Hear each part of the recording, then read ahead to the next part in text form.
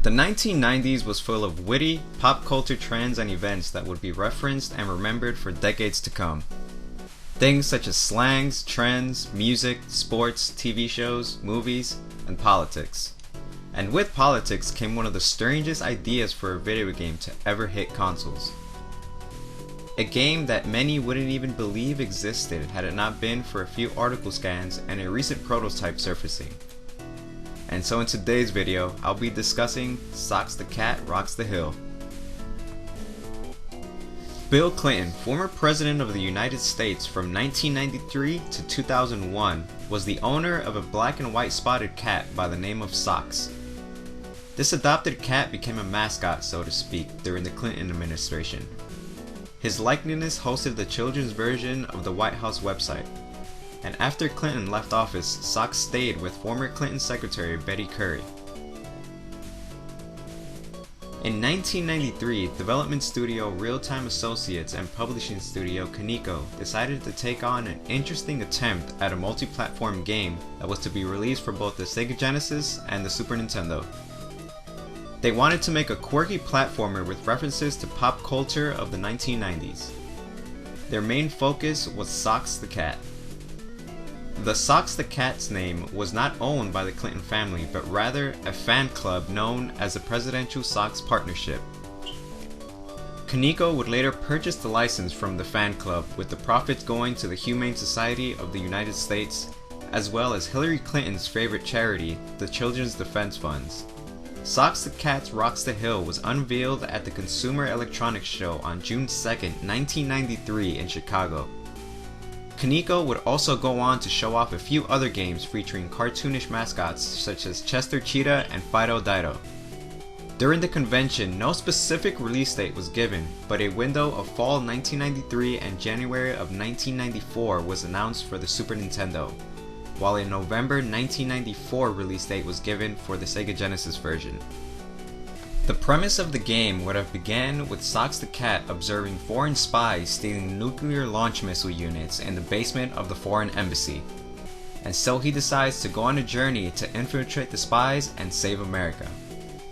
The game would take Socks all over Washington DC, from the White House, Oval Office, and to the Pentagon to alert the Clinton family.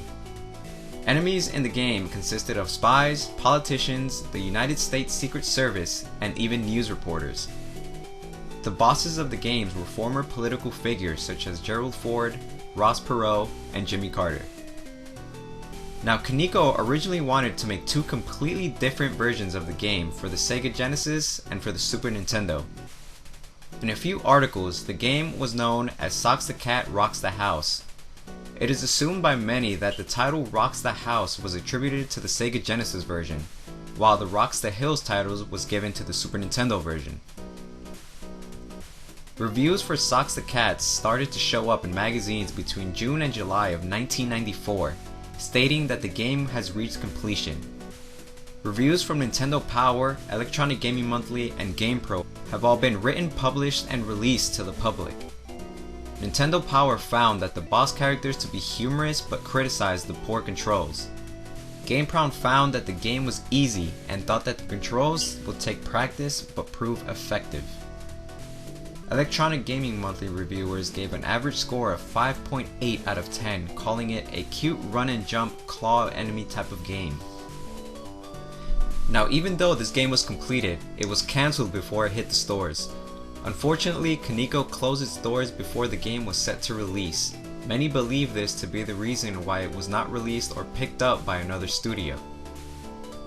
Many have speculated that it was pulled because of the political satire throughout the game. All of these questions would have been answered in an interview with SNES Central from Vice President of Marketing at Kaneko, Ellen Fogg, stated, "Socks absolutely did not fall victim to any of Nintendo's censorship policies. Quite the contrary. They liked the idea, they liked the game, everyone did. Most unfortunately, Kaneko did indeed shut down its US offices around the time." A former director of product development at Kaneko had this to say about the game. "Socks the Cat pretty much headed straight to the litter box. The game barely got off the drawing board and never got close to being a finished product. All we had at the time development was cancelled was part of its first level. Discontinuation of its development had nothing to do with the censorship. The game had a long way to go, and Konami closed its US office in July of 1994. The game was never submitted for approval either to Nintendo of America or Sega, and certainly never manufactured. I was the guy who would have submitted it. Honestly, the game was nowhere near complete, and development was stopped at least 6 months before Konami closed the US office. I was there to the bitter end, and about 5 months beyond to retain the subcontractor to close up shop. Someone says they have a copy and like the game. Someone else has a screenshot of the title screen. Amazing, because there was no game other than early development EPROMs. That's very strange because when asked, it seems as though the former employees all had different things to say about the status of Socks the Cat. Ellen Fogg also stated that the game was not close to completion, while Ann McDonald, an employee at Real Time Associates, said the game was in fact complete, stating, "The game was never released. Konami Japan chose not to produce it when Konami US was closed. The game did clear Nintendo and was complete. No known copies exist." A separate employee of Real Time Associates, David Warhol, stated, "Yes, we developed and completed Socks the Cat Rocks the Hill for the Super Nintendo. The Sega Genesis version was done by another studio and was called Socks Rocks the House. The level bosses were main political figures of the time in situations that parodied their political lives. All I remembered is that we had Nixon calling in bomb raids, and we had Ted Kennedy driving a car around on a bridge. Maybe it's better it didn't come out after all."